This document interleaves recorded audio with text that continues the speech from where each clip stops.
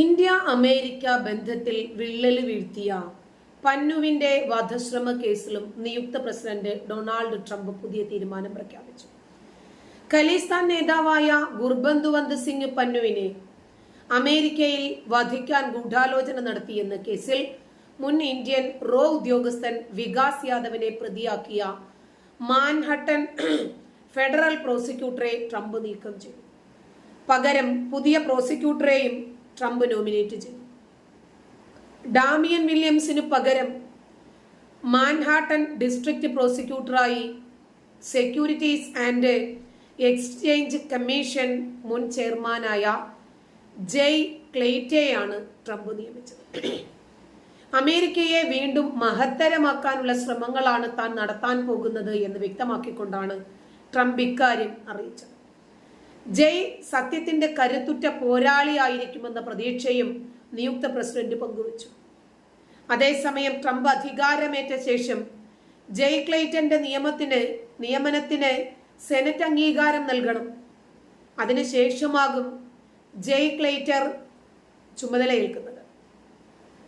ഇപ്പോ അമേരിക്കയും ഇന്ത്യയും തമ്മിലുള്ള ബന്ധത്തില് വലിയ രൂപത്തിൽ ഒരു തിരിച്ചടി തന്നെയായിരുന്നു ആ ഖലിസ്ഥാൻ ഭീകരന്റെ വധശ്രമവുമായി ബന്ധപ്പെട്ട് ഇന്ത്യക്കെതിരെ ആരോപണം ഉന്നയിച്ചതിലുണ്ടായിരുന്നത്. ആ ഒരു വിഘാതമാണ് ഇപ്പോൾ ട്രംപ് നീക്കം ചെയ്തിരിക്കുന്നത്. എന്നാൽ അതേസമയം കുടിയേറ്റക്കാർ ആ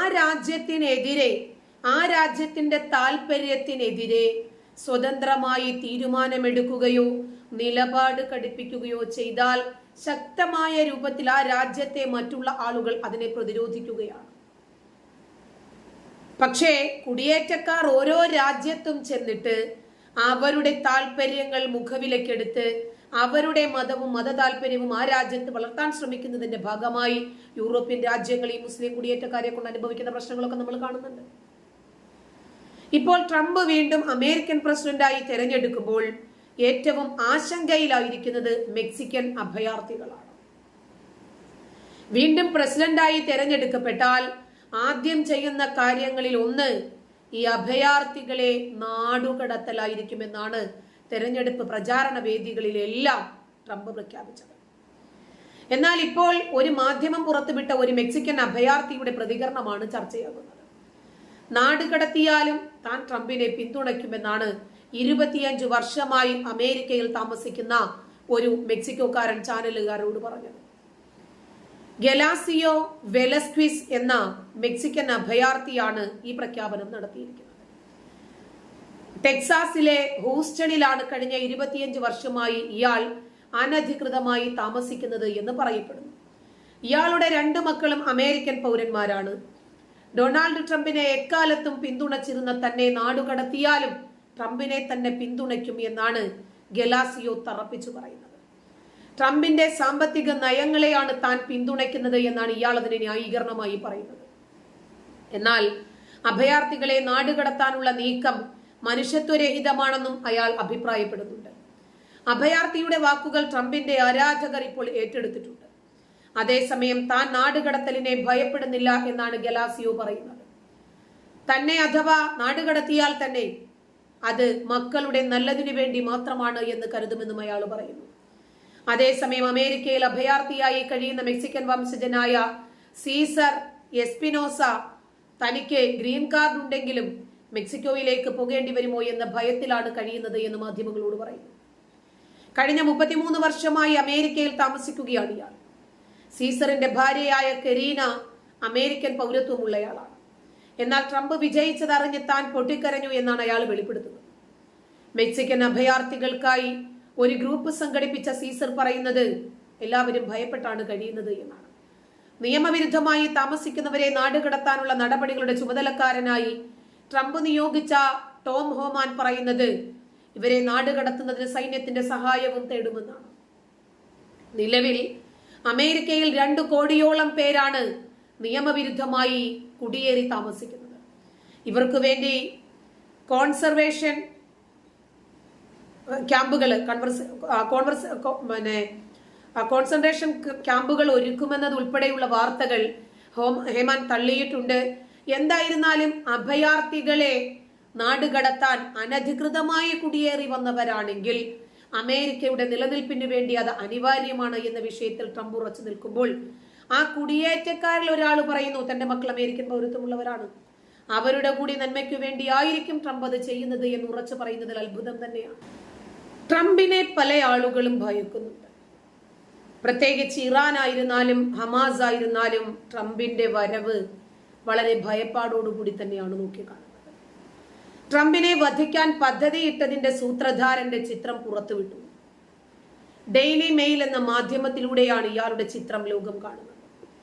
ഇറാൻ വംശജനായ അമേരിക്കൻ മാധ്യമ പ്രവർത്തകനെയും വധിക്കാൻ ഇയാൾ ലക്ഷ്യമിട്ടിരുന്നു. ഇതാണ് ഇപ്പോൾ ലഭിക്കുന്ന ചൂടുള്ള വിവരം. വധ ഗൂഢാലോചനയുടെ മുഖ്യ ആസൂത്രകനായ ഫർഹാദ് ഷക്കേരിയുടെ ചിത്രമാണ് ഇപ്പോൾ പുറത്തു വന്നിരിക്കുന്നത്. വിചിത്രമായ ഒരു കാര്യം, ഇയാളുടെ സഹോദരൻ മെയ്ക്ക് അമേരിക്കൻ ഗ്രേറ്റ് എഗെയിൻ എന്ന ട്രംപിന്റെ മുദ്രാവാക്യത്തിന്റെ ആരാധകനാണ് എന്നതാണ്. നിയുക്ത അമേരിക്കൻ പ്രസിഡന്റിനെ വധിക്കാനായി ഇറാന്റെ ഇസ്ലാമിക് റവല്യൂഷണറി ഗാർഡ് കോർപ്സ് തയ്യാറാക്കിയ പദ്ധതി അമേരിക്കൻ അന്വേഷണ ഏജൻസിയായ FBI പൊളിച്ചതിനെ തുടർന്നാണ് ഗൂഢനീക്കത്തിന്റെ വിശദാംശങ്ങൾ പുറത്തു വന്നത്. 3 പേരെയാണ് ഇതിനായി വാടക കൊലയാളികളായി ഇറാൻ ഏർപ്പാടാക്കിയത്. അമേരിക്കയിലെ വെർജീനിയയിലെ മനസാസിൽ നേരത്തെ താമസിച്ചിരുന്ന ഫർഹദ് ഷക്കേരി അഫ്ഗാനിസ്ഥാനിൽ നിന്ന് അമേരിക്കയിലേക്ക് കുടിയേറിയ ഒരു കുടുംബത്തിലെ അംഗമാണ്. ഈ ഫർഹദ് ഷക്കേരി കുറ്റം സമ്മതിച്ചിട്ടുണ്ട്. ഇപ്പോൾ വാർത്താ മാധ്യമങ്ങൾ അയാളുടെ കുറ്റസമ്മതം പുറത്തുവിടുന്നുമുണ്ട്. ഇയാളുടെ ഭാര്യ അമേരിക്കക്കാരിയാണ്. ഇയാളെ 2008 അമേരിക്കയിൽ നിന്ന് നാടുകടത്തി. ഇയാളുടെ മാതാപിതാക്കൾക്ക് 5 മക്കളാണുള്ളത്. 1994 ഷക്കേരിയെ മോഷണത്തിനും തട്ടിക്കൊണ്ടുപോയതിനും അമേരിക്കൻ കോടതി 21 വർഷം തടവിന് ശിക്ഷിച്ചിരുന്നു. പിന്നീടാണ് ഇയാളെ അഫ്ഗാനിസ്ഥാനിലേക്ക് നാടുകടത്തിയത്. അഫ്ഗാനിസ്ഥാനിൽ നിന്ന് ദുബൈയിലേക്ക് കുടുംബസമേതം പോയ ഷക്കേരി തുർക്കിയിലും ഇറാനിലും താമസിച്ചിട്ടുണ്ട്. വിവാഹമോചനത്തെ തുടർന്ന് ഇയാളുടെ ഭാര്യയും മക്കളും 2015 അമേരിക്കയിലേക്ക് മടങ്ങിയെത്തിയിരുന്നു. 2019 ഷക്കേരിയെ മയക്കുമരുന്ന് കടത്തിയ കേസിൽ ശ്രീലങ്കയിൽ പിടികൂടിയിരുന്നു. അമേരിക്കൻ പ്രസിഡന്റ് തെരഞ്ഞെടുപ്പിന് ആഴ്ചകൾക്ക് മുമ്പാണ് ട്രംപിനെ വധിക്കാൻ തങ്ങൾ പദ്ധതി തയ്യാറാക്കിയത് എന്നാണ് ഇയാൾ ഫോണിലൂടെ നടത്തിയ ചോദ്യം ചെയ്യലിൽ കുറ്റസമ്മതം നടത്തിയിരിക്കുന്നത്. ആദ്യം അമേരിക്കയിലുള്ള ഇറാന്റെ ശത്രുക്കളെ വധിക്കാനായിരുന്നു പ്ലാൻ. എന്നാൽ പിന്നീട് ഇത് ഹമാസ് തീവ്രവാദികൾ ഇസ്രായേലിൽ ആക്രമിച്ച് ഒക്ടോബർ 7 ട്രംപിനെ കൊല്ലാൻ തീരുമാനിച്ചിരുന്നു. എന്നാൽ ഷക്കേരി ഇപ്പോഴും താമസിക്കുന്നത് ഇറാനിലാണ് എന്നതാണ് പ്രശ്നം. അമേരിക്കയും ഇറാനും തമ്മിൽ കുറ്റവാളികളെ കൈമാറുന്നത് സംബന്ധിച്ച ധാരണയില്ലാത്തത് ഇയാളെ അമേരിക്കയിലേക്ക് എത്തിക്കാനുള്ള ശ്രമങ്ങൾക്ക് തടസ്സമാകും. എന്നാൽ അമേരിക്കയിൽ ഇപ്പോഴും താമസിക്കുന്ന ഇയാളുടെ കുടുംബാംഗങ്ങളെ ഈ വാർത്ത ഞെട്ടിച്ചിരിക്കുകയാണ്. ട്രംപിന്റെ ആരാധകനായ ഷക്കേരിയുടെ സഹോദരന് ഇപ്പോഴും ഇക്കാര്യം വിശ്വസിക്കാൻ കഴിഞ്ഞിട്ടില്ലത്രേ. കഴിഞ്ഞ സെപ്റ്റംബറിലാണ് ട്രംപിന്റെ അനുയായികൾ ഇത്തരം ഒരു വൻ ഗൂഢാലോചന ട്രംപിനെ വധിക്കുന്നതുമായി ബന്ധപ്പെട്ട വാർത്തകൾ പുറത്തുവിടുന്നത് തന്നെ.